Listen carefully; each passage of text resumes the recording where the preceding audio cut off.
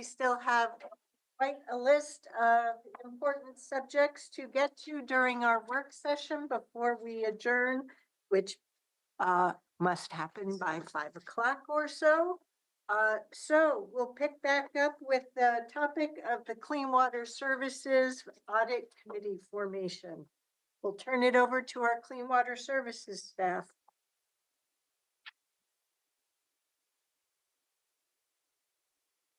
Good afternoon, Chair Harrington and members of the board. My name is Kathy Leader. I'm the Chief Financial Officer for Clean Water Services. And I'm here today. I'm going to brief you on our planned development of an independent audit committee for Clean Water Services. So the audit committee, it provides a very important oversight for the board of directors. The audit committee serves as that liaison between the independent auditors, the board, and management. And their duties relate to the financial accounting, the reporting, and internal controls and compliance. Government Finance Officers Association, they recommend that state and local governments have audit committees as a best practice. And you might be aware the Government Finance Officers Association, or GFOA, is a national professional organization highly thought of in relation to training, any of the best practices that you see out there in financial reporting. And then they are also the ones that do the budget and financial reporting award that we get. As you might be aware, Clean Water Services does currently participate on the Washington County's audit committee at this point. But the county has a diverse, and they're large and they have a diverse, different program than the utility does. And we see there's this value in putting together its own audit committee that really focuses on the utility itself and, the issues and oversight that's needed for the utility. And for the record, I will note that the Clean Water Services audit was held up last year by Washington County, even though everything was done and at the ready, but Washington County still had work to do. And so that's one more reason why we shouldn't necessarily be holding hostage the independent agency of Clean Water Services to the needs of Washington County. Thank you. Yeah. And we'll have that situation again this year also, as we're trying to schedule our own meeting to get the process through to close out the year. So the committee is going to assist the board of directors in reviewing Clean Water Services accounting policies and reporting practices as they relate to our annual comprehensive financial report. The committee will be the board's agent in assuring the independence of Clean Water Services, external auditors, the integrity of management, and adequacy of disclosure. The committee itself, usually we meet twice a year. And the first is before we go into the actual interim work by the auditor. So we meet with the auditor and the auditor talks about what they're planning to do and review and gets feedback from the committee as they get ready to do field work. The second meeting we have then is after the audit is completed and the audit committee comes together and they review the results of audit and the report itself.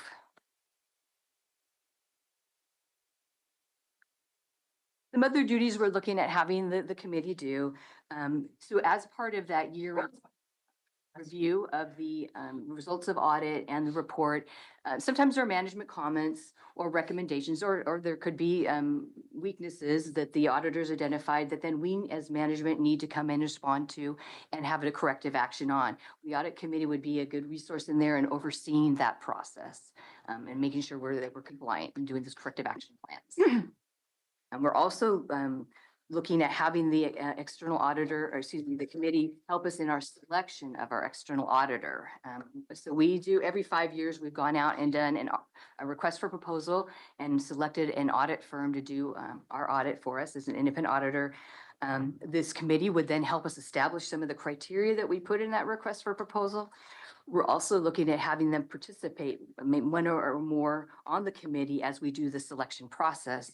And then their final recommendations would then come to you as the board of directors for final approval of the contract and audit services. So the committee membership we're looking at. Right now, we're looking at having 3 or 5 voting members. We're trying to have an odd number of voting candidates. Those voting members would include an appointed position from the board of directors, and then 2 or 4, depending on what we get, just keeping an odd number of community members that would be voting members. We are also looking at having 2 non-voting members. One would be myself as chief financial officer. And right now we are looking at, we have a planned new position as we roll out the district's established internal compliance audit program. And so we're looking at potentially that senior compliance auditor being a person on that committee also. Before you move off of this one, do you happen to know for TVWD? No, yes, TVWD, how many they have on their audit committee? You know, I don't even know if they have an audit committee. I can check on that. I'm not aware. Okay, so what I'm concerned about is having been a past member of the Washington County Audit Committee, that if you only have 2 community members and one or neither of them can make it, it I can share be the a same burden. concern. So that's where I think it should be defined as a minimum of 2 and up to 4.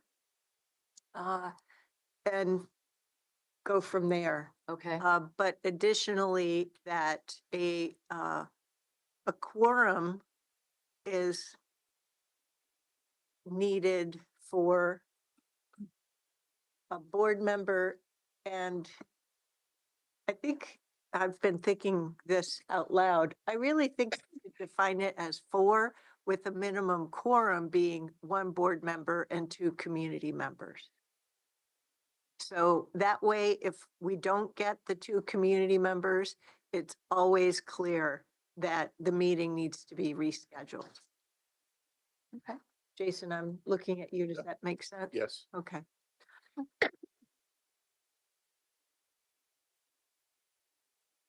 So the look of that, the membership of those community members, the members would reside in Washington County, and they'd be independent from Clean Water Services, and that meaning, you know, not employees of the district and not having a business relationship with the district. Meaning no contracts directly, or that they're employers? Because they're Directly, so like a direct tie-in to not an employee of a business that operates in Washington County, but a direct financial incentive there. what I was wondering about is Clean Water Services has a lot of construction contracts. And so I'm wondering, even if it's no direct business relationship means they could still be employed by one of the companies that has a multi-year treatment plant upgrade contract, let's say. I'm sorry, I can't hear you. Or somebody like that. Mm-hmm. Ooh, Corollo, isn't that, Yeah, engineering Yeah, consulting yeah. firm. yeah, I'm just, okay.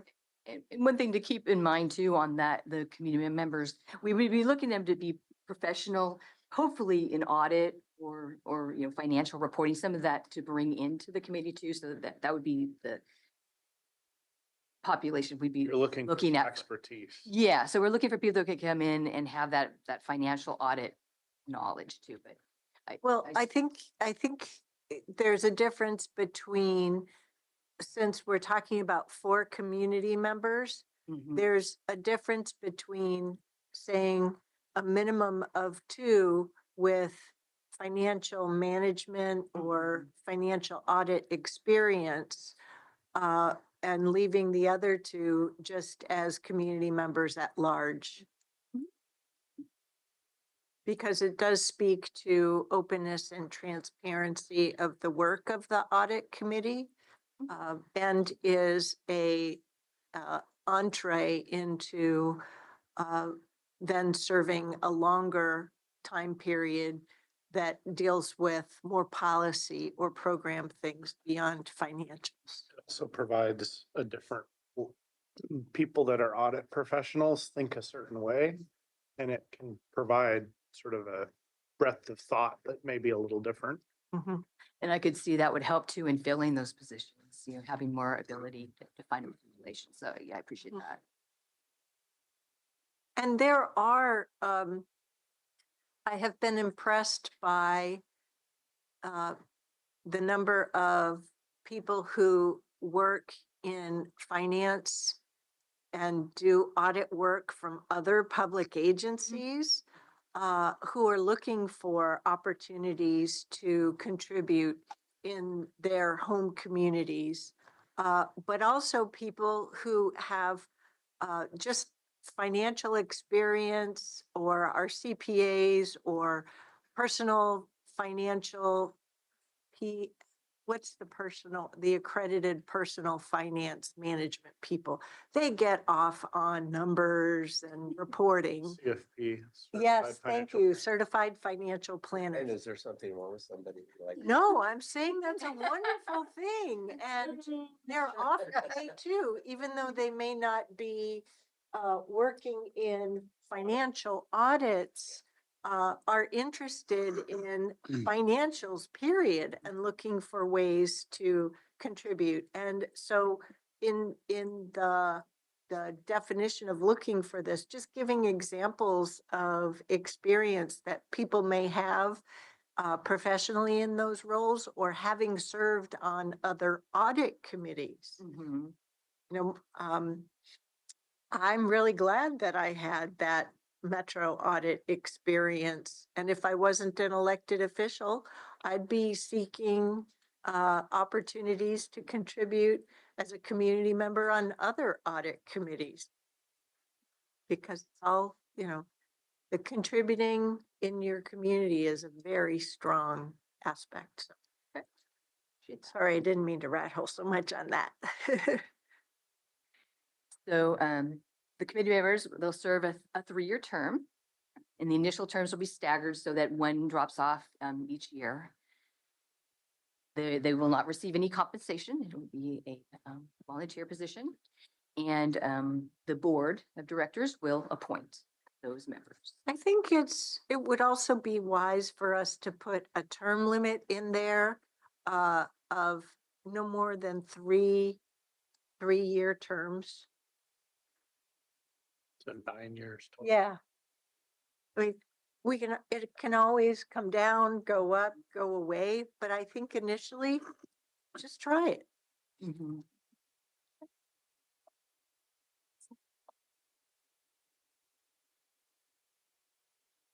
So our timeline. So today I'm here, giving you an update on our plan development of the audit committee.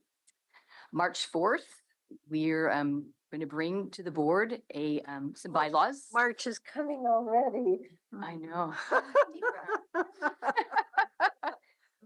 Time marches on. Do it, Chair. I know. I'm ready for the dogwood blossoms. I'm ready for spring. So yeah, so March 4th, we're planning to bring a bylaws for the audit committee to the board for adoption. Then opening up then for applications, March 7th through the 21st for the committee. April 15th, we hope to come back to you in a work session and present on the applicants and our recommended appointments. And then May 20th, the board would then appoint those members to the committee. And our hope is, so June, somewhere early June, June 1st to the 13th, we'll be holding our first board audit committee meeting with now our newly appointed auditors. So we're hoping to have this committee up and running for that meeting itself. So we're hoping we see a lot of interest in the application process. Any other questions, comments? I made mine already. Yeah, me too. I think, Good. I've read the audit from last year. Mhm. And there's, from my standpoint, there's basically three parts of it, and only one of them is actually numbers. Obviously, the balance sheet, the operational side and everything else. The management comments from the auditors is the first thing I read. And then the footnotes. Then I go to the numbers, because then you've got the background as to, oh yeah, that's what that means. Flavor. And so it doesn't necessarily always, but certainly business acumen and understanding what's in audit financial statements would be important. So they've got to be able to read a financial statement, but they don't have to understand all the numbers. Even someone who understands internal controls and things like that, I think can be very valuable in that.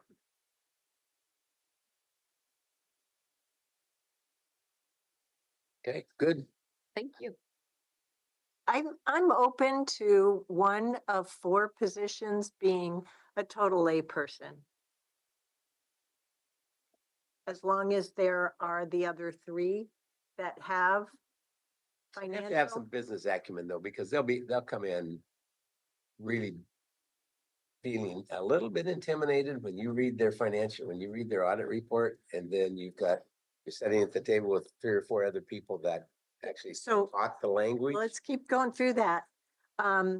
So I served on the Metro Audit Committee. How would, as a layperson, what would represent my business acumen? I think we have to provide some description of that in the application. Did you not have some budget?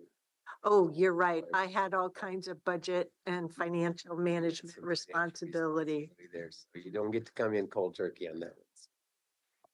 But this is helping me It's also the suggest the self-select. wording. Mhm.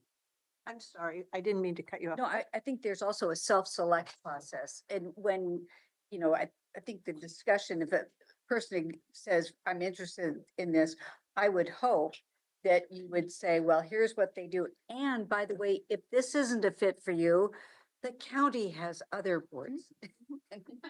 But I think in terms of being a public agency, we do need to help our community members self-identify themselves. Mhm. So if they have business experience in terms of managing budget, financial management in any manner, that will be helpful to represent in the application and any subsequent interviewing. I just wouldn't make it overly restrictive. Right, Yeah. right. Broad community member who has some Because capability to do the work. before I ran for office the first time, I was a community volunteer and advocate for 2 years. But I didn't necessarily know what they would be looking for. And so having some further descriptive information about what would be helpful to know for somebody who's trying to figure out, okay, how do I determine where to make highest and best use other than signing up for a gazillion things? I think this is helpful. Maybe as the bylaws also put in there an example of what our application would look like also, that would kind of clarify some of the ask. Okay. Great. Thank you. We're all ready. Thank you. Okay, so there we go. We will actually pause for 1 second.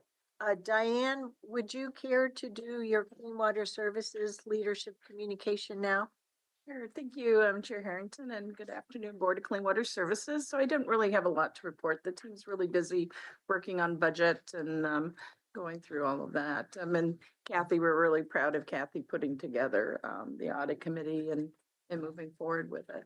I was going to say it'd be great to give someone a copy of our CAFR or our ACFR and say, if this doesn't put you to sleep at night and you're excited about it, come join the audit committee. Thank you, Chair. Okay, so we look forward to our learning day on Friday, the 7th as well. All right, we will consider that done then and get into the remainder of our agenda. Next up is the Supportive Housing Services SHS discussion. And while Aaron is getting sorted, I just want to mention to our colleagues that the work session packet was updated with a presentation, but also a draft letter. So hopefully you all had the opportunity of seeing that. I know I spent my half-hour lunch both gobbling my lunch as well as reviewing the letter. So Thank you, Chair. And good afternoon, Board of County Commissioners. For your record, I'm Erin Doyle, your Senior Government Relations Manager. And with me is Good afternoon, Jess Larson, your assistant director, stepping in for Molly, who's out on vacation today. great. and I'm going to Like make that role modeling vacation, even in intense times. yes, then I'm going to make Jess talk as very little as humanly possible per her request. So, but she's here to answer all the questions I can. So we wanted to provide this time for your board to have a conversation about what Metro Council has proposed. So included in the packet, and as you'll see in the presentation, we included both of the draft ordinances that Metro had put on to their agenda last week. They will be continuing that agenda into this Thursday's conversation, and we'll talk a little bit more about that.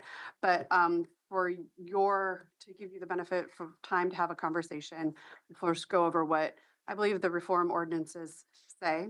There's two, as we talked about last week. We did a very high level set of impacts and comparisons to requests that we have made. And then the question for your board is, do you support sending the drafted letter to the Metro Council? It was sent out via email to all of you directly on Sunday afternoon as well, but I'm glad you all were not It's necessary. not edited since then. No, it has Oh, not been edited since then. I just wanted you to have enough time to review it. I didn't want to make any changes after that. So let's go into the first of the two ordinances that were drafted for conversation with the Metro Council. The first one is the ordinance that would refer a reform measure out on SHS. So this is the one that would allow them to go to the voters for the May election. So I'll go through some of these very quickly because the title is the title and it's not very exciting to talk about, but it basically clarifies that the ballot title would be around a reform measure. Section 2 is Metro's statements of purpose and finding. And I put some phrases in quotes because that's the best information I have is what the words say, but essentially it summarizes that the purpose and findings are that in order to better serve the purposes of the SHS measure, they need to reform it to allow the authorization of affordable housing as an allowable use, increasing program oversight and simplifying governance, and then extending the sunset of the measure. So from there, we get into the meat of what's in the reform measure. The first is section 3, which adjusts the allowable uses to include affordable housing. And it also in the statement says that anything that's currently on the books that was collected as tax revenue under the SHS measure could also be used for affordable housing, thereby opening up Metro's or the county's reserves or carry forward to be a pot for affordable housing. So changing the allowable uses across the collection from the initial tax year. The Is that a surprise? uh, I hadn't heard this before, so is this something new? I think it was important to state, and I'm gonna phone a lawyer friend for a minute if I need to, but my assumption is that without clarity that it could be retroactive, they would probably read that they did not have permission to use prior funds. So they're probably just covering their base to make sure that if they dip into their carry forward, or if we chose, if we had the authority to use this for affordable housing, they're not risking litigation on those prior collected funds. So this is probably more of a, I thought maybe they'd found a new pocket of cash and so they wanted to make sure that they got that too, so. I think that what they found is that they want to be assured that they can use anything that was previously collected for affordable housing if that is the highest and best use. So I have another question on on section 2. Mhm. Go back up there. Mhm. Why isn't reduction of tax rate in there? I didn't write it, so I cannot answer. I guess I'm just, that's the obvious Well, misstatement there. So, I didn't expect an amount. in section 2, subsection 2, in council to act legislatively to, in further subsection 1, reform certain aspects of measure 26-210. Certain aspects. Not talking about contracts. Was that a question or a comment? I'm not sure. Well, so I assume that that's where we may find a reduction. Which you're saying. Section 4 deals with income taxes extended through tax year 2050, voter reauthorization required tax rate adjustments. Right. So the concept of reducing the rates, I think what they're putting here is not one of the purposes and findings. It is part of what is included in this draft ordinance, and we'll get into it. It's not a driver then. It's not a purpose or finding from Metro Council pursuant to the terms of this ordinance. So I have one on section 3. Are you done on section 2? That's a basis. Okay. On section 3, I really appreciated your clarification on the use of the specific year and mentioning Metro carry forward, because in my read of this late last week, it caused me pause that are they trying to reclaim the dollars that the counties have either, what's the word, it begins, assigned, but not yet gotten out the door because of things like construction. And so I was concerned about that reclaiming, the pulling back of distributions that the counties have been counting on for building the system. So And what I would respond to, just to be really clear about what I don't know. Yeah. Is given the rest of the terms we're going to talk about that are included in this ordinance and the process of allocation that they are assigning to a different process, that is still a potential ramification if they wanted to say, well, you didn't spend it, we can claw back as part of the allocation process. Yep. It really comes into the details of what they determine the scope and abilities of Metro and the H2 PAC are Yeah. in the future.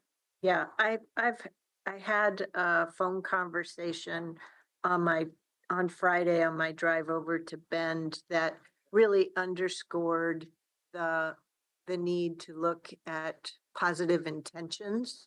And so that's where the reminder about the Metro carry forward was really helpful to me. Yeah. The other thing that I think is really important is that the definition of affordable housing as a use of this funds is really broad.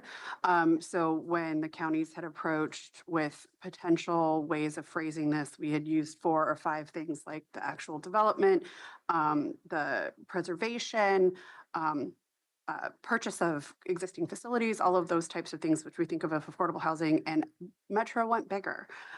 They went wider on all of those things. So it's not just construction or development of units, but also purchasing, rehab, prevention of displacement, acquiring land, and any other activity that helps provide affordable housing as the Metro Council may authorize. So it's a really They took feedback and exactly. improved that. Yep. So before I move to the next slide, I just want to go at a pace that makes sense for asking. Are we set on 1 through 3 at this juncture? Okay. Okey doke. So section 4, to your question, Commissioner Treese, it does do 2 things. It extends the collection of the taxes to 2050 and then calls for a reduction of the maximum tax rate and that maximum tax rate becomes that new ceiling. So to be really clear, right now the ceiling is 1%. This says that ceiling will presumably come down. And that becomes the new ceiling so that Metro can't then allow administratively to go above that new ceiling. But it does have blanks. So I can't answer any of your questions related to financial impacts, both for the year in which it occurs, where that new cap comes online, and also what that new tax rate would be. So that is the extension and rates section of the ordinance. Section 5 gets into governance reform and H2PAC or HHPAC, whatever we're going to call it. Essentially, what this section of the referral does is creates that HHPAC to provide that oversight and provide advice to the Metro Council, who will do all the enacting of legislative rules and regulations. The membership is not clearly established in this ordinance, just except by broad category. And we'll get into more of the specifics because that's been left for the other ordinance. But also it provides Metro with the authority to review the H2PAC's role, purposes, and effectiveness every 3 years. It's required every 3 years. They can do it more often. So as there's a constant churn of making sure they're making sure. The other thing that's necessary if you're going to have a ballot measure to reform the governance structure is to call for the termination of the SHS Oversight Committee and the Tri-County Planning Body. But what it does is makes clear that there's no time certain for that to occur to allow for a transition from those two bodies into the one. So that's how they are crosswalking this change in governance structure to provide some transition time. So I'll just add on section 5, but I need to go back to section 4, but on section 5, what has been communicated to me is they intend to try to make sure there's a September date by which they're hoping to, I think, convene H2PAC, but I have to double check my notes, but they would like to transition the existing committees over to an H2PAC no later than the end of this year. Did I get both of those right? Yes, the Metro Council is required under the terms of this ordinance to appoint the HPAC committee members no later than September of 2025. There's nothing that's clear about that intention in the written documentation, but it would make sense that the better transition process would allow some overlap of that to exist, but get it done as quickly as possible. My preference is that their intentions be written down.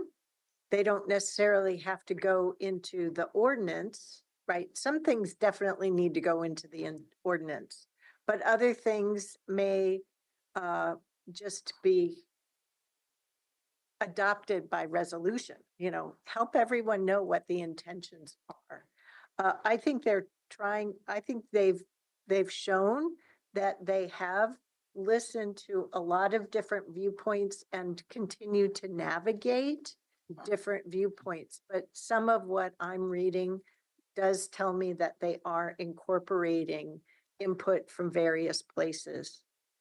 And I think to your point about writing things down, that might be something that should be in the transition ordinance more clearly. And my brain can't necessarily recall exactly the details, but as we go through it, I'll figure it out. I haven't read the transition ordinance yet.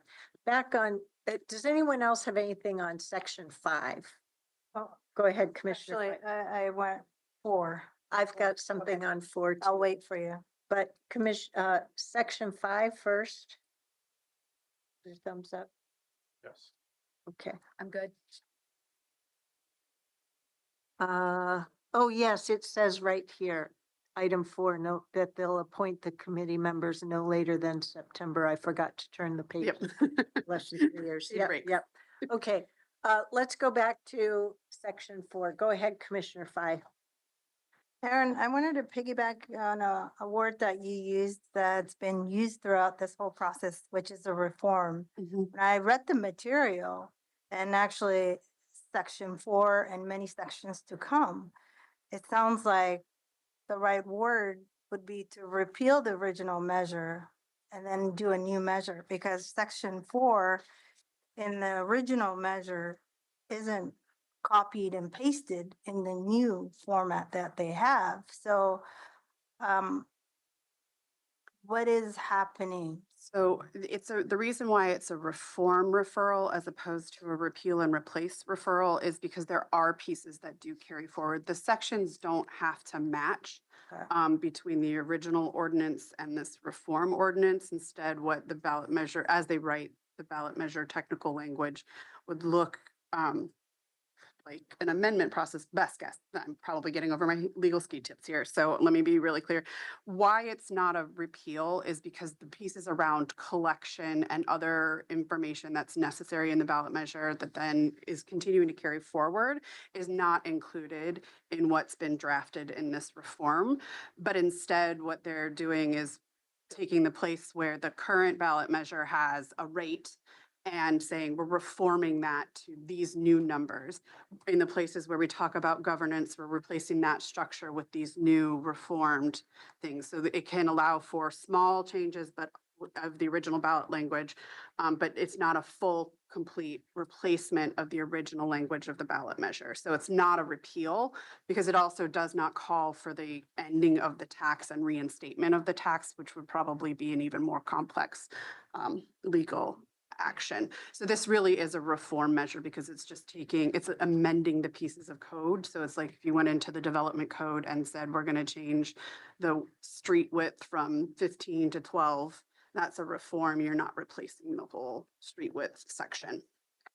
So the section 4 services and priorities, what I hear you saying is none of that will change in the reform measure. It will be carried over. Section 4 is the extension and rates and it's still in the reform measure. So you're talking the original The measure? original. Yeah, so it's not a direct section 4 to section 4 replacement. It's the ordinance has to follow this. Then how do wanna we step in for me? protect to make sure that the original measure and the intent and everything in it carries over, including the just, funding formula? Probably easier to think about it instead of matching sections. It's just what operational functions carry forward and what are reformed and what are stay the same. Maybe some are also removed as part of a reform, but some live on. So it's not matching up the sections, just the functions. The content. The way I understood when I compared the new ordinance versus the old one, I understood it as this is completely deleted. No. With the new measure. No, they would have to explicitly state that in order for that to occur.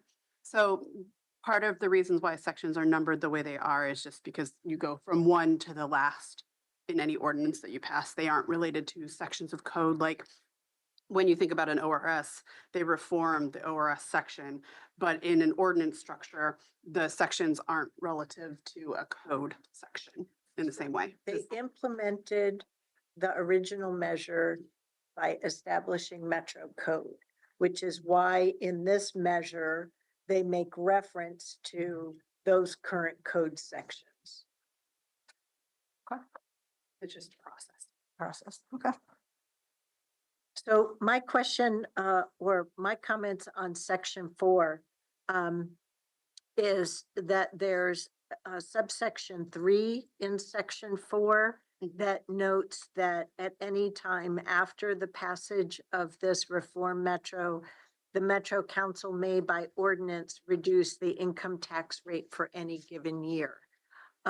So where my unease continues is the impact of tax rate reductions towards the longer term certainty for operating contracts.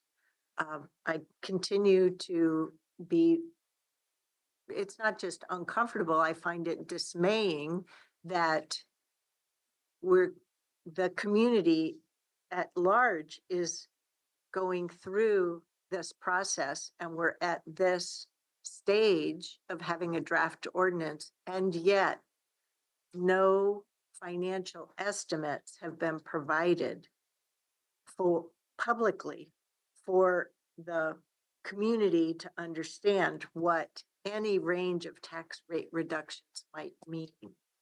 And so I just wanted to note that in a really big note. Because beyond that, section 4 makes sense to me, that in terms of how it's structured, how they're going about it, and how they're continuing to use their public process on considering an ordinance to leave certain items in flux.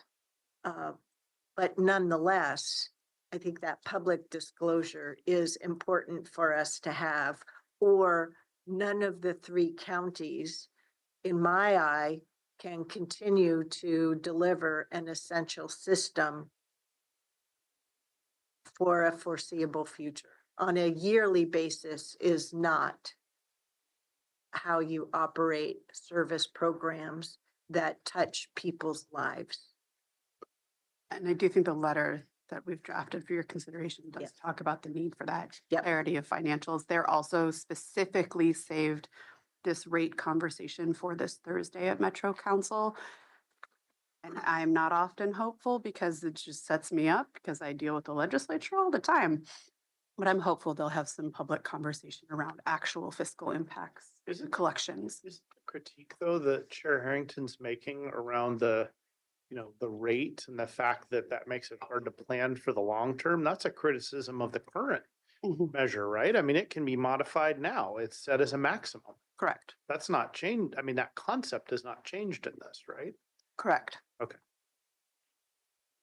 So basically, if I'm hearing what you're saying, Jason, is that they're not addressing that because they already have the authority to modify that. Yeah, I mean, it's not a it's not something that they're trying to change now. We may think that it's not a good practice from a being sure of what the revenue is gonna be, but that's There is true a of the current difference. measure. There is a difference from my experience here, sitting on this board since the measure was passed. And there are avenues that have been put in place in the IGAs to have conversations about what if that have not been convened. So, More concerning now, yes, given the experience. it's a double whammy. Okay, Now, insight. now we have to stand on guard and ensure that every single contract we issue always has the yearly caveat that we cannot provide assurance that this, even though we have well intentioned to have operating contracts for a shelter, an access center, transitional housing, what have you, that the Metro Council could take the funding below a certain level that would undermine the contract. So I'm thinking of creative ways to get feedback that might be actionable. What if we were to advocate to get at this, to say that we would want a 5-year lead time on a change to that? So if the Metro Council acted in 2030, it wouldn't be effective until, maybe they say it's 3 years, I don't know, but significant lead time so that we could resize our work. And you're trying to put a fence around that, the impact of. Yes. Well, and the certainty that we can provide for Right. a period of time, because this ship it's not a very agile ship, I guess. To me, having that kind of certainty would allow us to steer better in the long run. 3 years may be a minimum. I would think 5 would be better for us. Maybe, I'm just thinking out loud here. What I'm reflecting on is just that no information has been put out into the public eye. Sure. And so there needs to be transparency with the public about the range of funding, and more than just meeting the letter of the law or the ordinance in terms of publishing a financial forecast and you know, yeah, I think we're more likely to get what we want if we provide actionable feedback that could meet our needs and meet their needs too. That's my only reason for suggesting that. And that might be something we can work on in the next iteration of the Yeah. letter. I think that goes to a point for the letter where we're trying to move to ensure that we'll be successful from not only building the system, but operating the system. Mhm. So I think that warrants some further conversation with the letter. I'm just trying to highlight what section really triggered me with regard to impact, given all that we know now. Anything else on section 4? Hearing none. I'll move to section 6. Section 6 is where we start to see housing come into the concept of the SHS measure by adding a requirement for a regional housing and homelessness action plan. So both H's are there represented. I put a lot of this in quotes because that's the amount of detail I could provide. Even after having listened, they didn't get into a lot of the nuts to bolts. I mean, this is again, the referral to the voters and they're trying to create as much flexibility as they can. But essentially the RHHAP is where they will create the key performance metrics, define some of the regionalism, reestablish what the priority populations may be, and establish principles for the highest use of funding, available resources, and strategies for success. And then it merely states that would be adopted and updated periodically. There is no period. There are other places where 3 years is the standard, but in this section, they did not provide a specifics. The intention that they have stated for this plan is to guide the work necessary to move the region out of the housing and homelessness crisis. And I think that is them beginning based on the conversations the Metro Council has been having to this point, is that they need to establish a clearer North Star, and ending the dual crises was a huge topic of their conversation around these ordinances on Thursday. So how we define that crisis, what it means to move out of those crises, I still can't answer those questions, but that is the purpose and plan for planning. And that would be done at the H2 PAC table. Do we have common agreement on what the housing crisis means? What I'm trying to get at here is oftentimes what the housing crisis is thought to be is the availability of housing units and across the income scale. But others, you know, for some, it's purely the price of housing. And it's or what it costs to construct new housing. And we can't control the costs of what it costs to build housing. So that's why, just in listening to what you had to say, that's where I was wondering 10 years from now, right? Because this holds out to 2050. So just in 2035, what the housing crisis is understood to be. I have not seen a definition written down, and that has not been a topic of the joint conversation to define either what a housing crisis or homelessness crisis is, other than we all know we're in one right now. And I think that's the best I can do at this point in time, because you're right, there are many ways to define what is driving the outcomes where we have increasing homelessness occurring, or further inaccessibility into permanent housing units. So that, I think, would be subject to conversations in establishing what those key performance metrics are and what the regional programs and principles would have to establish as those shared definitions. That is one of the things that the Metro Council has stated as part of their regionalization concept is that we need to come to shared agreement about definitions. And I think this would be a perfect place to note Okay. that this is one of those Yeah. definitions we need to work on together to Because establish. for quite some time, it was the metropolitan housing rule, right? There was lots of housing, but mostly single-family units that was out of the reach of a lot of people. And that's why the metropolitan housing rule was advanced at the state legislature, as I understand it. I wasn't here then. To ensure that there was a diversification of housing types, where we saw detached housing, attached housing, townhouses and so forth coming to the market. So I don't think section 6 is necessarily bad. So, But again, it might be one of those places where we can provide specific feedback about actionable items, about making sure that we all agree to the definition. yeah, what they're requiring of a housing plan, I think is invisible to me at this time.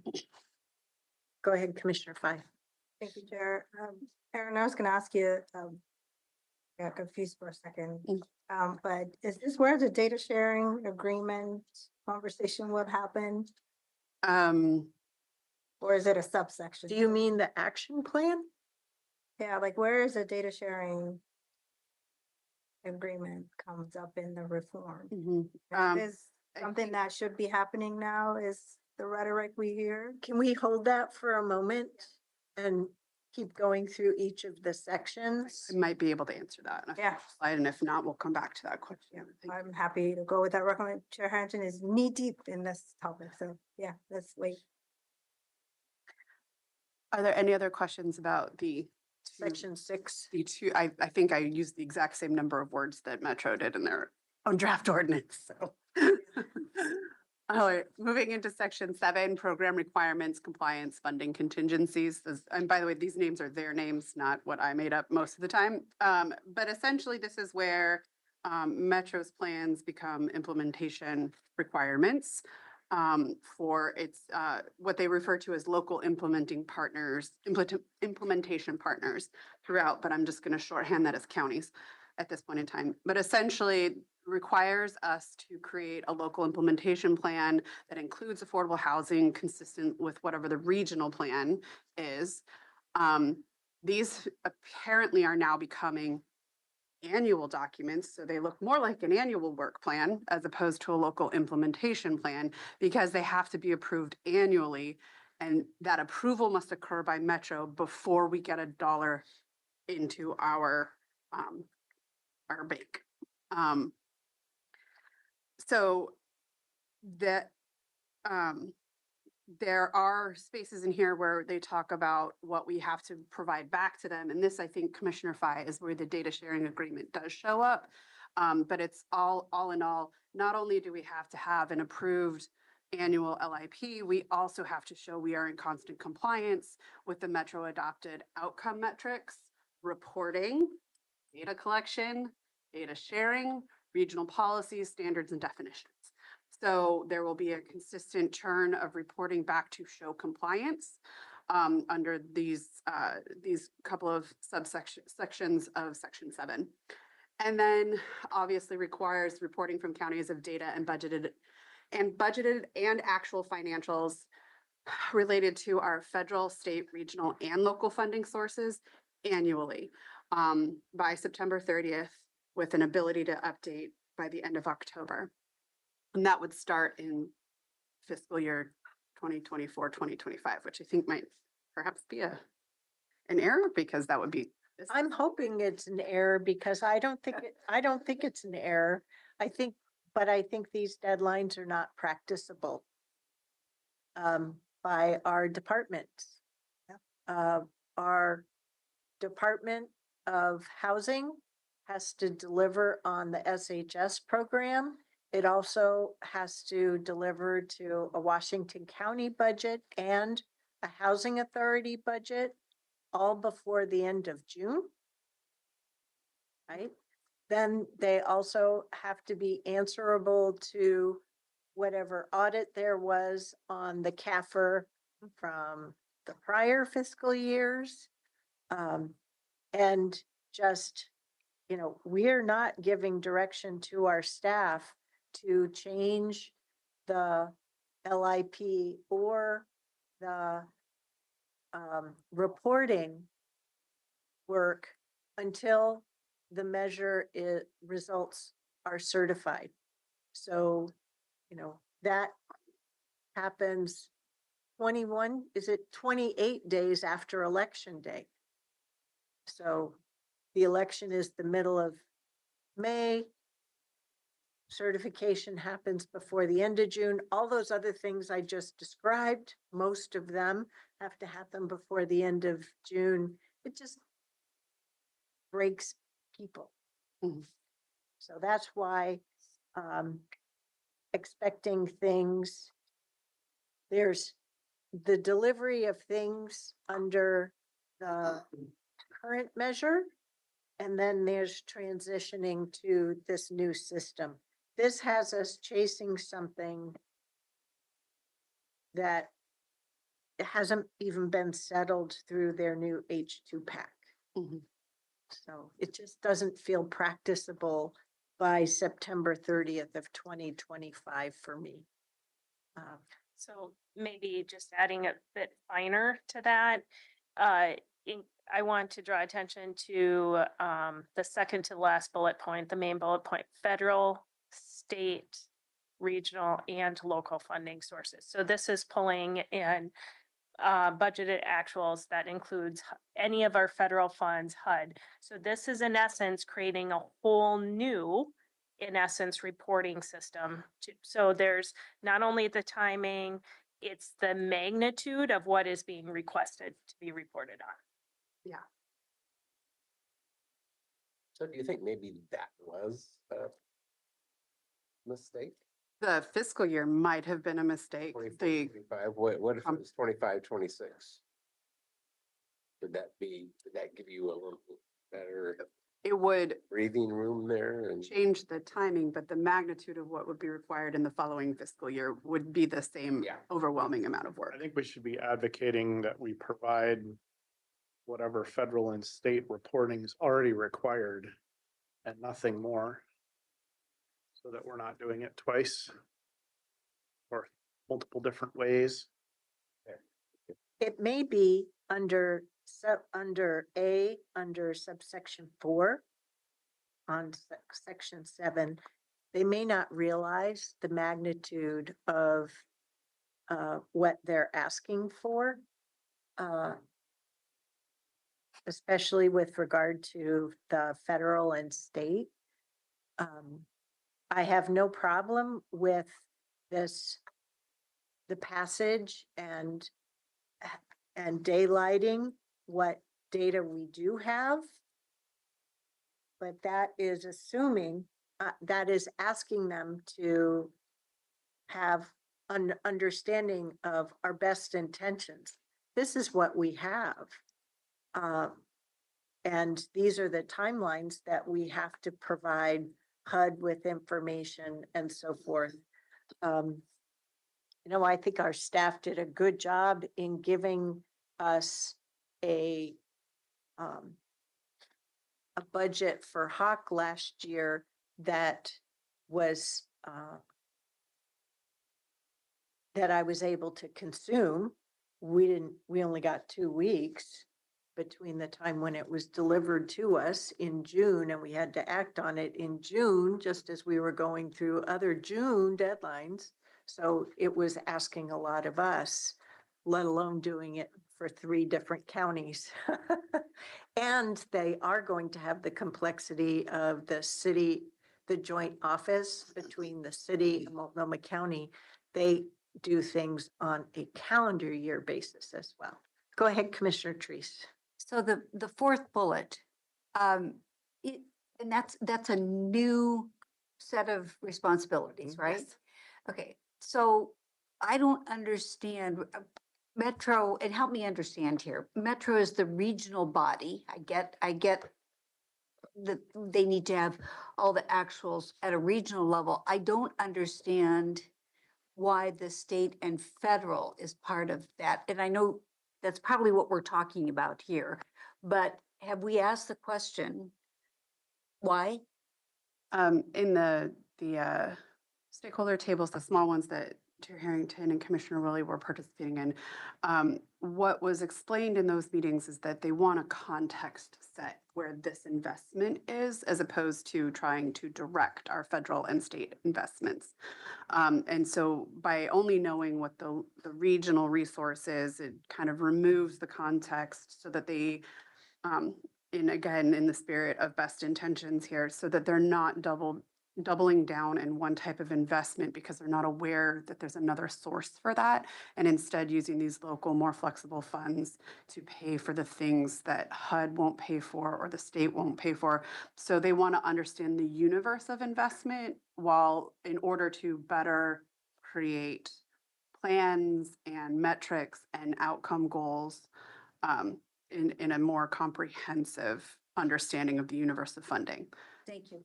Would that, in fact, would that information impact allocations? Could. There isn't anything that says it won't. Why can't they I'm gonna ask the question again. Why can't they just use the publicly available reporting that's already provided for this? I don't understand. I don't think I can clarify that either. Okay, well, to me, that's what we should be advocating for. Mhm. Use what's already available. Yep. Any other conversation around this? Okay. Erin, you're doing great on these slides. I think for me, I sit here and I'm reacting to these, and I think all of us are reacting to it. Mhm. But in the future, I think what would be helpful for me is to get the subject matter experts track changes to these sections. What would change? It's good to react and have these on the records as we process this new information. But like, I did this on my own when I was doing the homework, but what are the track changes to these sections from the subject matter experts? And I'm not looking just because I don't So want you to be on. we the have spot. not tried to reform this ordinance. We have not gone through. I'm merely using this opportunity to summarize what is there in some of the impact slides later, highlighting some of the big picture issues. But I don't have the capacity, nor does Jess or her team have the capacity to go and do redlined edits of what that draft is. However, I do recall there was a conversation at our last board meeting where the suggestion was made that there be a secondary letter that goes into the more, or an addendum or some sort of input mechanism, which we just haven't had time to create, where it goes into the draft ordinances in more line by line technical responses. That is not something that we have had the capacity to create, especially given some of the big question marks that still exist after Thursday's conversation and the anticipated conversation on Thursday. So we're working at the speed at which we have the capacity to also do all of the other responsibilities that we have right now. But as we see more details and get further understanding, obviously, we never stop coming. And we'll make sure that that information becomes clearer and clearer as we have more clarity out of the Metro process. So that will allow you to respond with more specific feedback to Metro.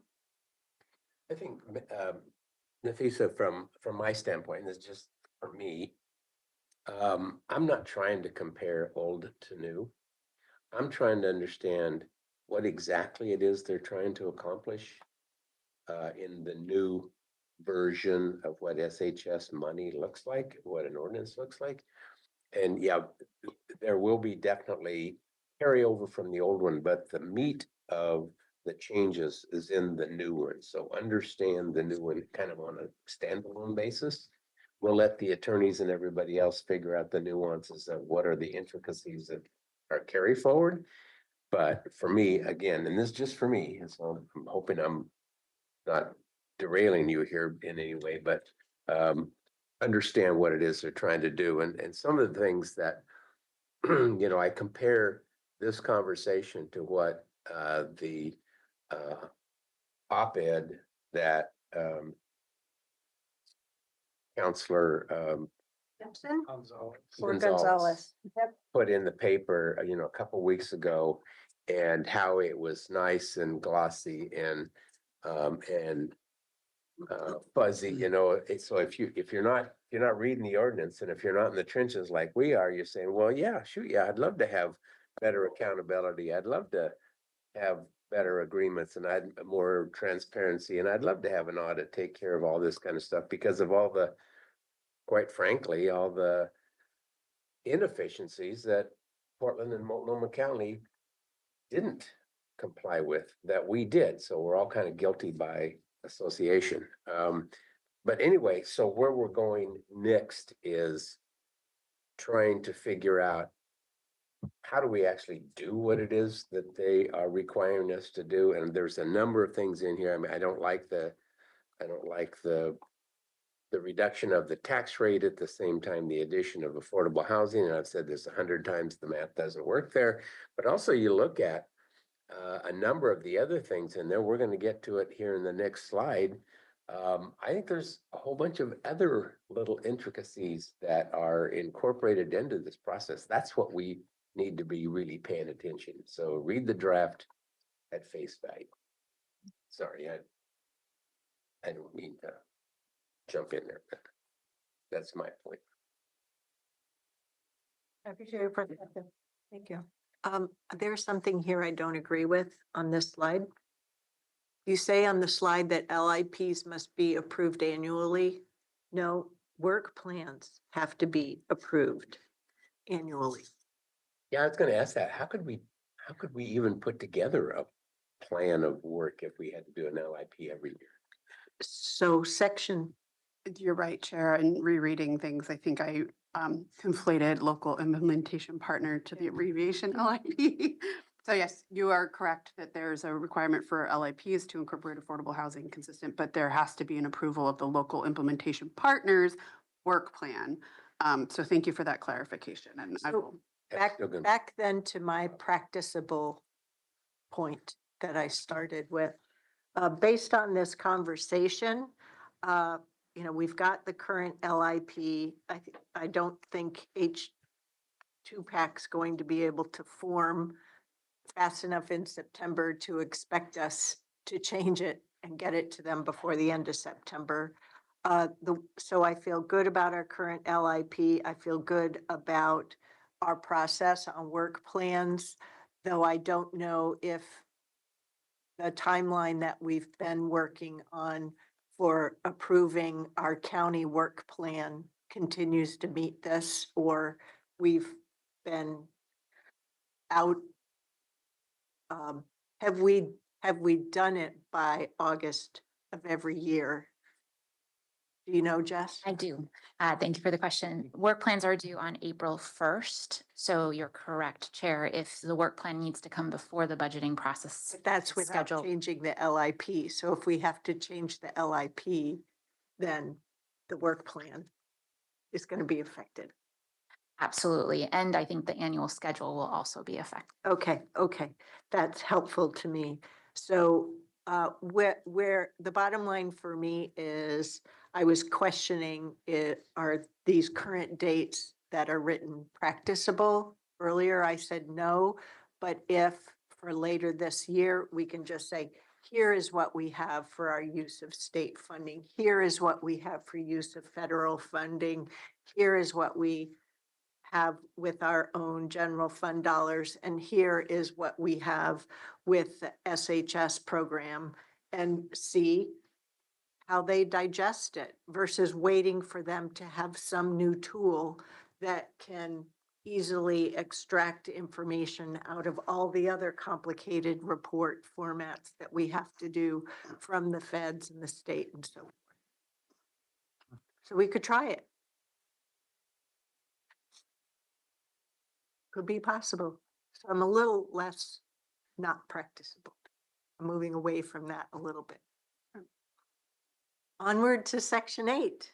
Section 8 is a really short summary here because it basically takeaway is that allows Metro through the HPAC or H2PAC recommendation to adopt a tax funding allocation structure.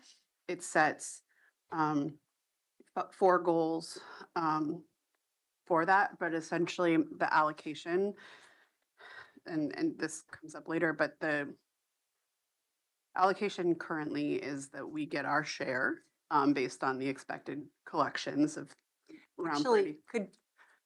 I don't think the section title is a very good one because it doesn't actually speak to allocations. Mhm. It's really, it's, uh, it's an allocation structure. It's also a permission is granted to Metro to make the choices, not as it is currently constructed under the IGA that has been in place, which sets up the proportionality of the county's sections.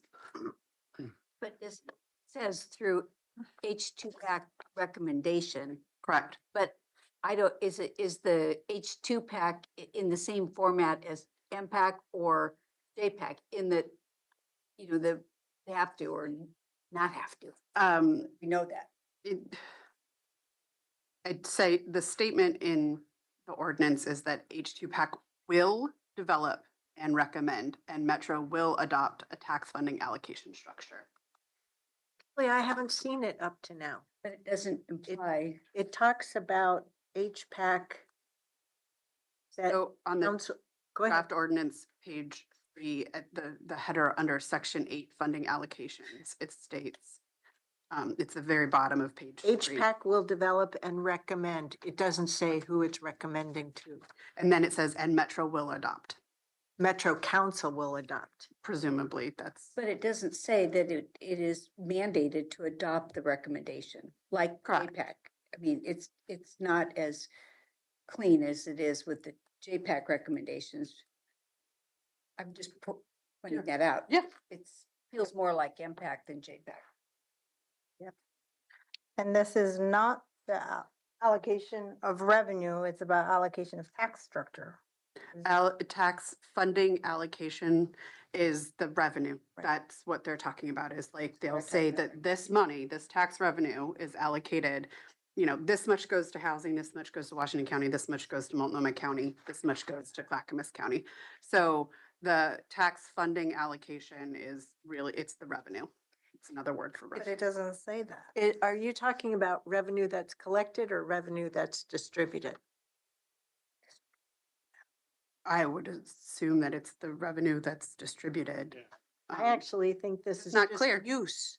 It's not allocation at all. Hmm. It doesn't allocate. It just says, these are for current use. These are uses we have in mind. Yeah, I agree with that. That's how the structure part of it. I think we'll have to look into more specifically the fact that that's not clear, because I think many people would read that as permission for Metro to decide how much money goes into what bucket versus what uses are allowed. If that's true, it's concerning. I mean, the other component to this that would become very important is and Commissioner Treese was sort of referencing this, is who ends up on the H2 PAC that's doing that work or making that recommendation, and is it equitable from county to county to county? Which I know that, I mean, I had a conversation with a Metro counselor who's from Washington County, who's pretty clear that there's an intent there to make that not equitable. So that's really concerning to me. Mhm. That Metro counselor is not supportive of that because of the Washington County component to it, but they were broadcasting pretty clearly that that's an intent.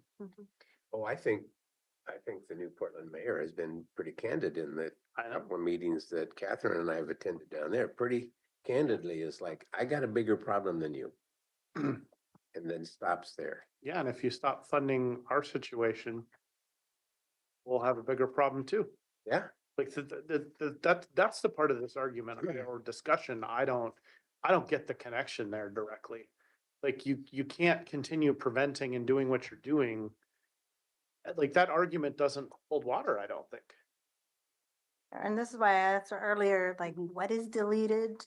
What is carried over? Like, Okay. you know, like section 4, all that information, we assumed it's gonna carry on. So when you got to this section, that's why I asked, is this, because this is a voter approved allocation of revenue.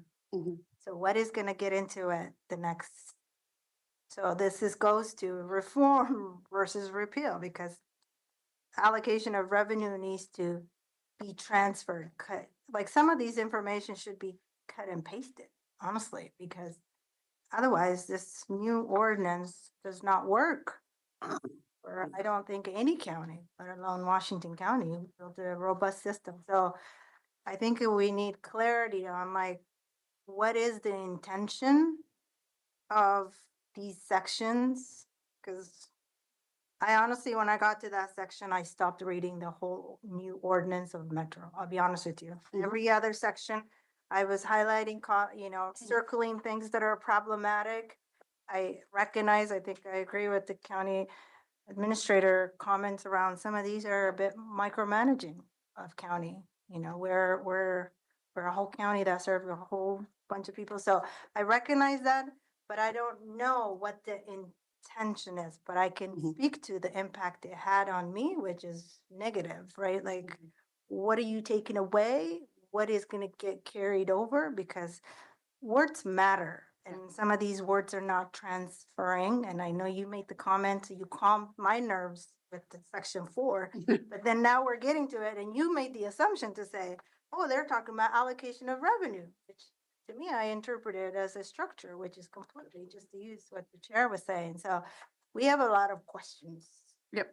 And lots of problems to So address. Go ahead. I think section 8, then we're looking for clarification. Yep. On what that tax funding allocation structure, what is that? How is that defined? Yep. Okay. Noted. I think you're right. I think I walked in with some assumptions about what that's intended, but we need clarification on the record from Metro about what they mean. I can't presume further. Yeah. So thank you for that conversation on section 8. Moving on to section 9, monitoring of program funds. This is where we also see some significant burden to be placed on our staff, and lack of clarity about how our administrative costs get covered. But Metro is authorized to collect and analyze county records and records of service providers to ensure that they understand the implementation practices, procedures, and compliance with any IGA, LIP, or Metro policy, and the punishment for failing to comply completely as they have requested could cause a loss of funds or other corrective measures to be undertaken. So this sounds like a different oversight structure of what we have worked on it through our IGA to make sure that we're doing the reporting necessary as opposed to being subject to public record requests for everything. I don't know, am I overstating things there? Well, you offered me a statement, so I'll just offer the board your awareness that Metro's monitoring of our work is already a component of our intergovernmental agreement. And in March, they have plans to begin their first monitoring of the county. So it's taken until now for us to get to a place where Metro had a proposal for how to monitor. So it's interesting what any reform of monitoring would look like because it hasn't yet occurred under the already approved agreement of our IGA. The only example we have thus far is the corrective action plan that they took on Multnomah County relative to the county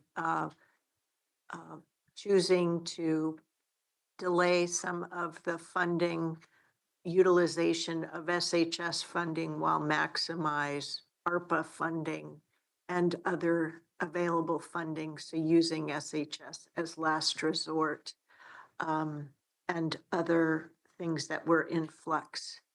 So I think we need to note this as an area of concern. I'm beginning to, I like how we're going through these different sections and discussing things that cause us pause or so forth. But I think we're gonna have to balance getting a letter out now versus coming back through work session next week to close on these different things for an additional letter on the current published working draft from the meeting last Thursday. But on, back to section 9, it was not lost on me that subsection 1 talks about records upon reasonable notice. And that's one, this, what is a reasonable time frame is really a sticking point relative to the data sharing agreement, because they want to go public with their quote unquote findings without making sure that we each agree as to what data those findings are based on, and making sure that since we're not the originators of that data, that there's an opportunity to say, oh, well, they just didn't do it right, or other such circumstances. So anyway, I think I'm not sure relative to the other parts of the ordinance, who defines upon reasonable notice? Is that something that will go into an IGA? Does anything in subsection 8 get put into an IGA? So this could just be a starting point and things are then sorted out at the point of the IGA. But I think they're presuming an ease of possibility that I'm having difficulty embracing. I don't have that same experience. So. Yeah, there isn't clarity on that. And Jess unfortunately has to leave, and so any questions that only she can answer, I'll write down and we will get back to your board with. Yep. Thank you for your time. So section 10 is about auditing essentially. But again, annual reports on expenditures and impacts to the metrics, that's kind of what our annual report already does provide. But then it does require an annual financial audit by a public accounting firm of the revenue and distribution of the revenue. It's unclear if that's an audit of us or Metro or tax collection. Has the potential for increased workload given how much staff time gets spent on audits. And then it also allows the revenues and expenditures, which sounds more like what we're doing, to be subject to performance audits by any of the elected auditors in the region. I think I'll leave it there. Well, item 3 is something that the auditors can do today, right?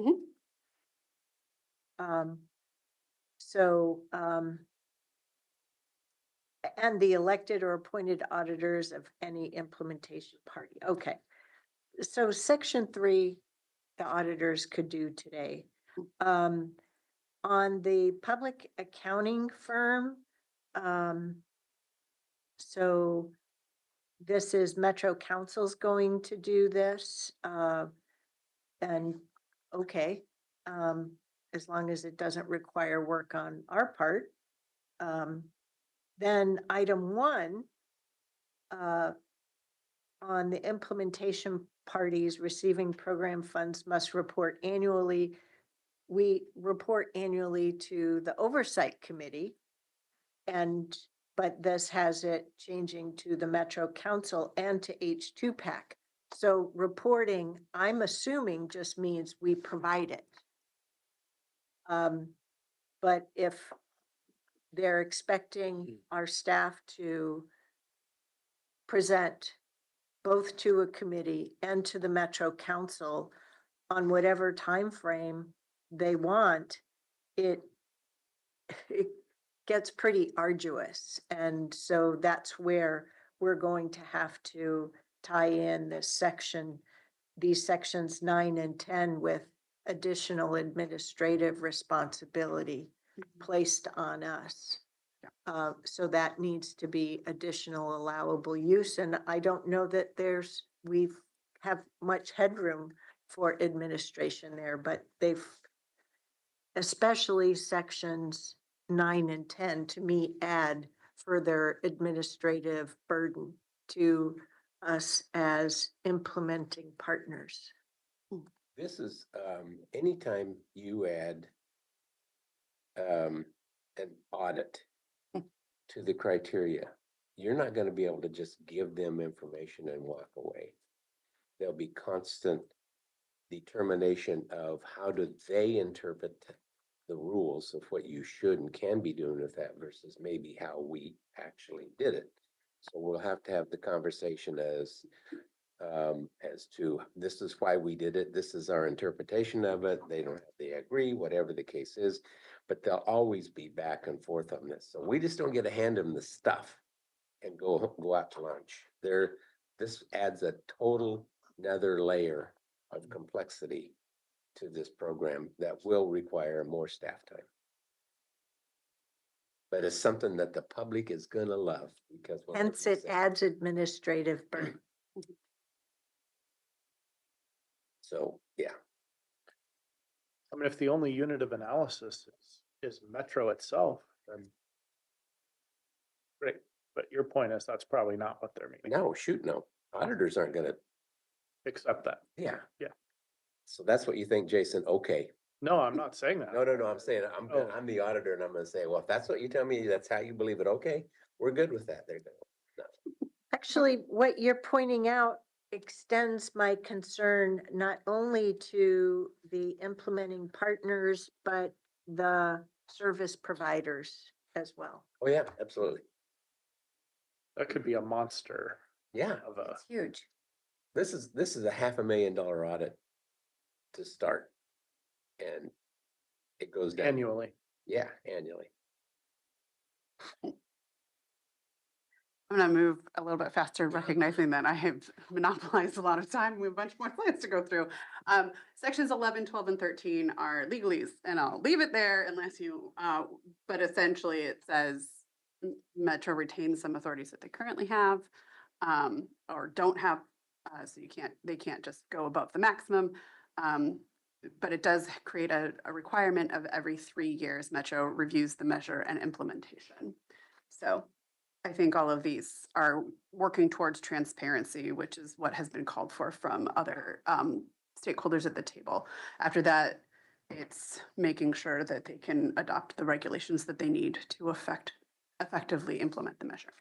With that, I'm gonna go into the transition ordinance, which is also really long, but has some of the details that your board was talking about. I'm gonna be as fast as I can as we go through this, but it does state that if they pass it the same day that they pass the referral out, it doesn't become effective until the referral measure passes.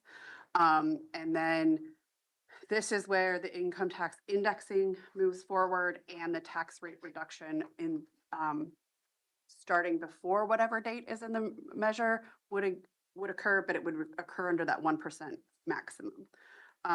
Again, no specifics as to the rate changes or the year that might occur or would occur. That is presumably part of the discussion. Could we just, because we have other items, Mhm. I don't think we should be rushing through all of this, but just recognize what we're able to do today. So I'll go really quickly onto section 3. This is where you got your date, Chair, of September 30th, 2025. From there, I'm gonna skip really quickly and we'll come back and have this conversation next week. HPAC is further defined. There's some highlights on this slide. More information about the action plan. Again, establishing Metro's legislative authority and severability. And I just wanted to get to these slides because these are the ones that I think address some of the conversation. Here's what we don't know. Impacts financially and what the changes to allocation mean. What the approval, again, this is my error of the work plan prior to funding, impacts to our contracts with our service providers, increased administrative work that we've already discussed, and the potential for resetting the goal populations we've been working to serve of Pop A and Pop B that is part of the mix of what is going to be considered at the H2 pack. Those are some pretty big impacts. Just a reminder of where our financials need to be to maintain what we have called that essential system, and where that revenue expected crosses over with how much it costs for us to run for purposes of looking at rate reductions. And then finally, I did want to point out places where we have been heard, because it is good to think about those things. From there, I hope I went fast enough. I turn it back to you in the next 5 minutes or so to talk about the letter, and if you are ready to sign it, and under whose signature you would like it sent. Thank you, Chair, for letting me speed through that. So they've talked a lot about how important the eviction prevention program is. So back on slide 19, what is 18, slide 18. Can you do that? Well, back that graph. Sorry, both of us are trying to control it. There. So eviction prevention, are these our numbers? Yes, these are our numbers. Yes. And that's because because we're gonna cut the program, so we're gonna go from eviction prevention from 13 million to 5 million. That's a result of the decrease in forecasted revenue. Remember, this is going back to the latest forecast, Yeah, and by fiscal year 26, 27, trying to make sure that we've rebalanced our system. These are the slides from prior work sessions. Nothing's, yeah, no, all of a sudden that jumped out at me. I don't recall seeing that. I knew that there was a concern about eviction prevention being cut. It's been part of the year 4 conversation that you've had with Molly and Jess. yeah, we're trying to get to that sustainable essential system. Mhm. And the Mm. dollars and cents for that was 103 million estimated. So we're still working on the timing of all the utilizations of funds. But we don't know it under any proposal from Metro if we're going to actually receive any revenue to match our total forecasted expenditures.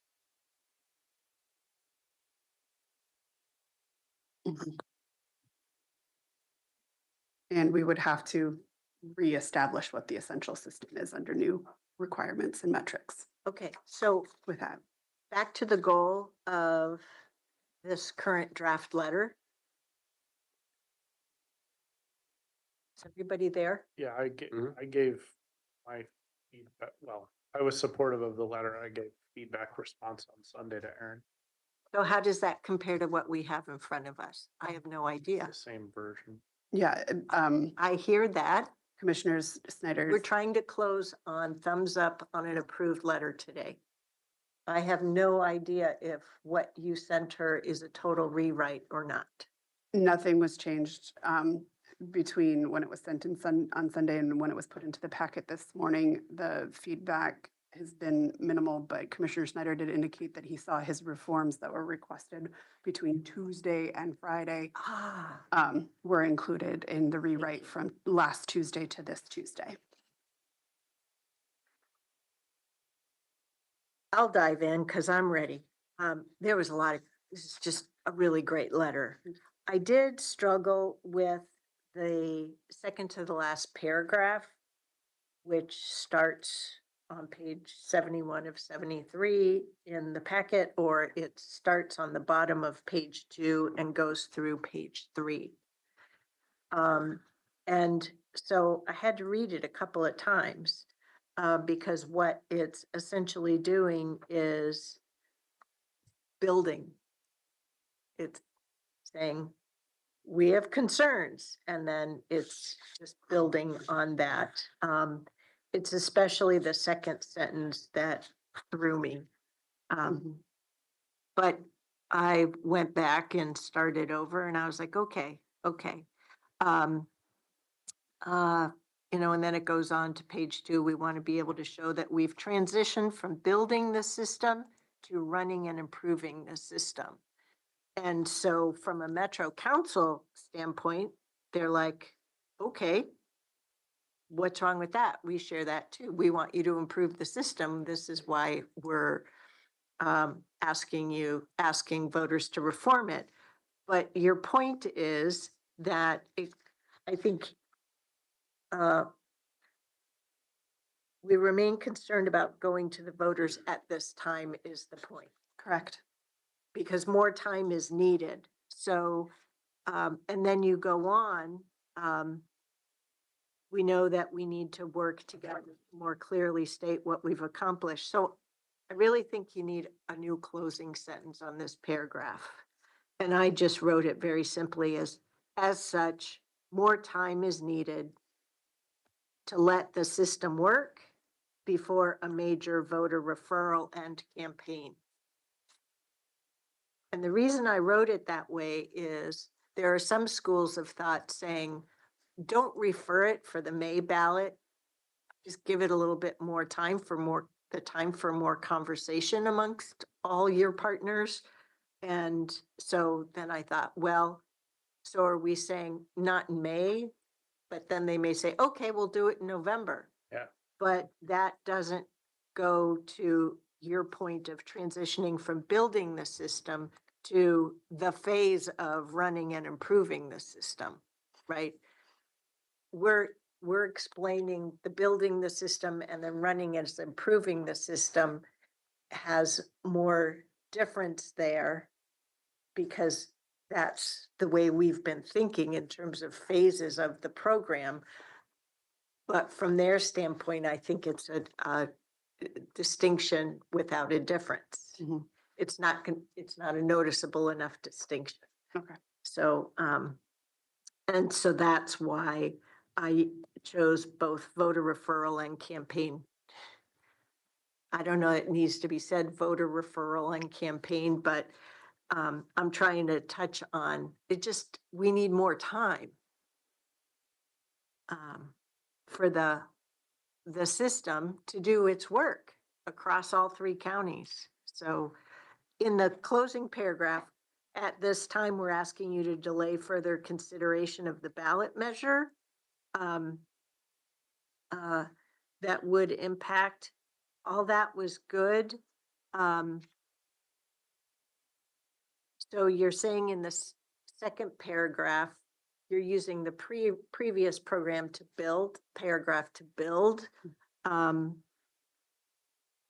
But which then, thinking out loud here, because I only had a half hour to do this, what maybe I am suggesting is in that sentence at the top to show that we've transitioned from the phase of building the system to the phase of running and improving the system. So that there's a longer time period there, because then you do get at delay the ballot measure. And without doing more to explore the impacts to the essential system. All of that is really good wording. There were 2 words I was looking for out of this whole letter. One is the word collaborate,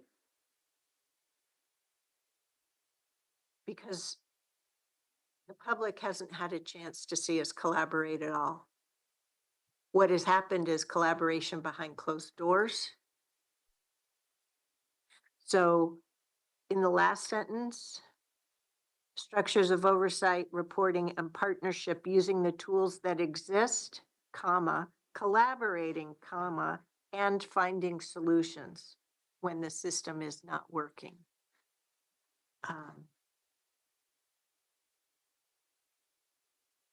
The other word I was looking for was partner. I was looking for it far earlier than just in this last sentence on partnership using the tools.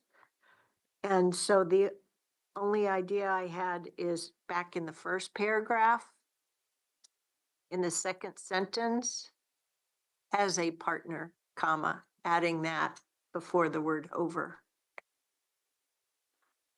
So really what I'm getting at is I struggled with that third paragraph for a variety of reasons, but on closer inspection, I was just trying to see, okay, what is this sentence telling me? What is this sentence telling me?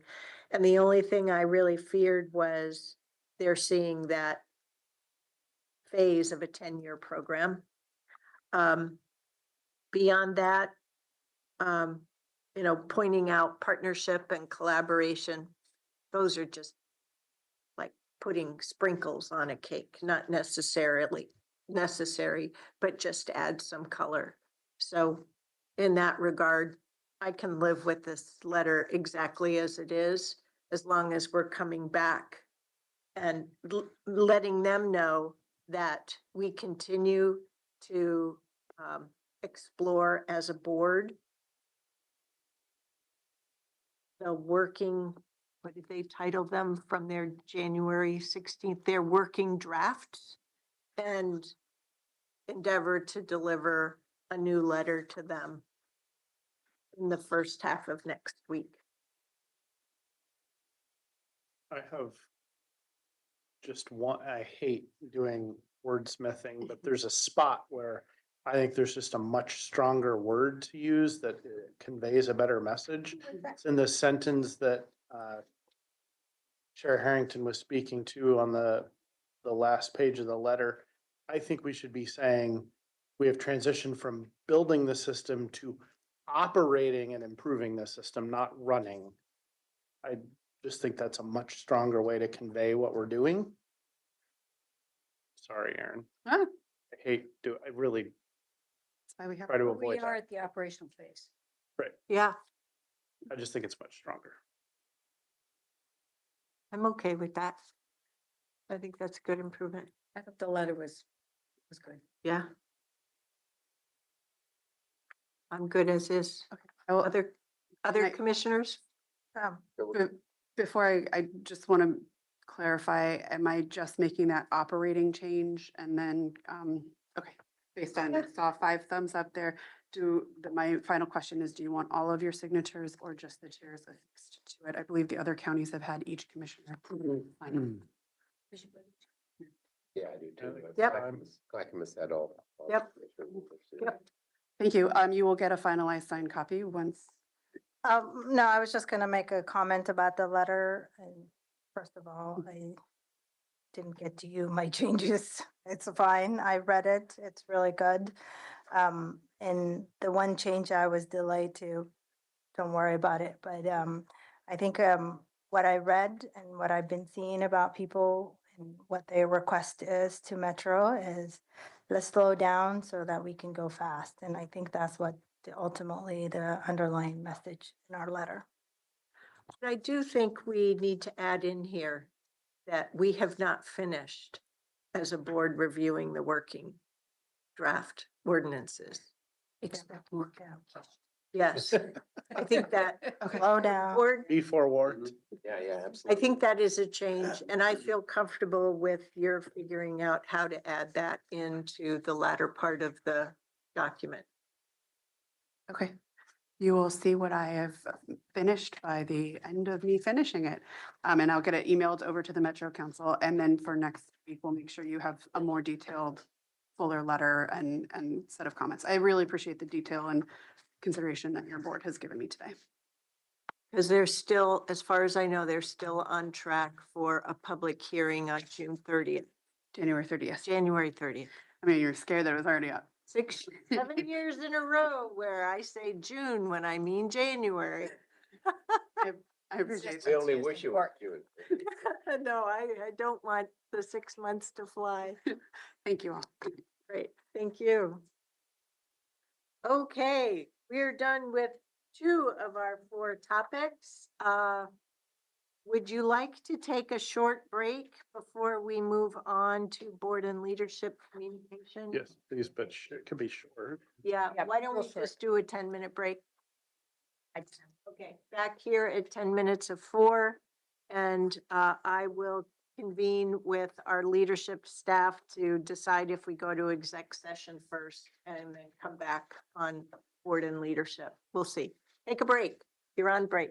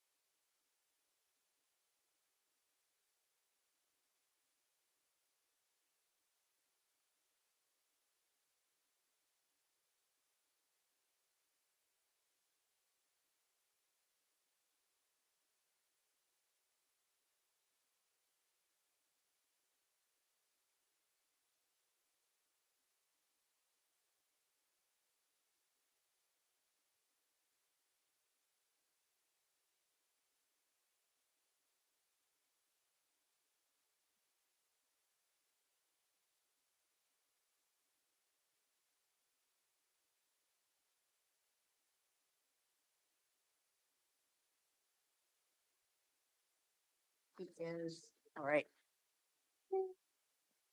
Thank you. Gotta go. I really gotta go. Yep. Okay, so as soon as we gavel back into public session, I have something to share.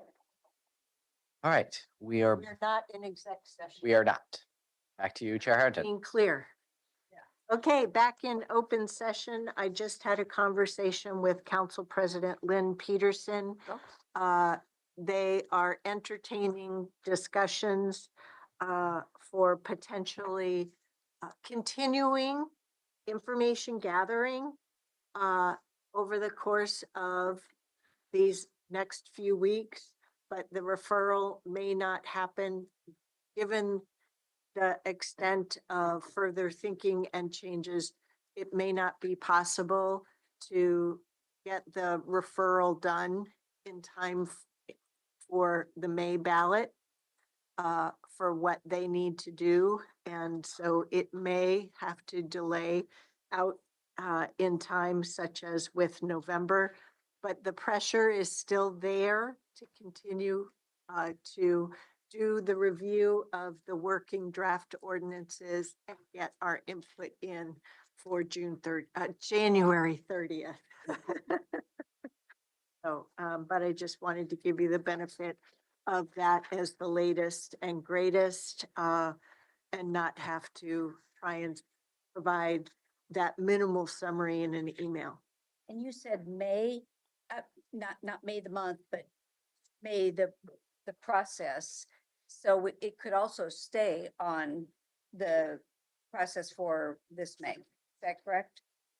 I think we need to give the Metro Council time, but Council President Peterson indicated that enough counselors are receiving input that they too would like there to be some additional time for further refinement and consideration. So Okay. bottom line, she's provided us with a heads up while still keeping the pedal to the floor on getting them the review of the current January 16th meeting material.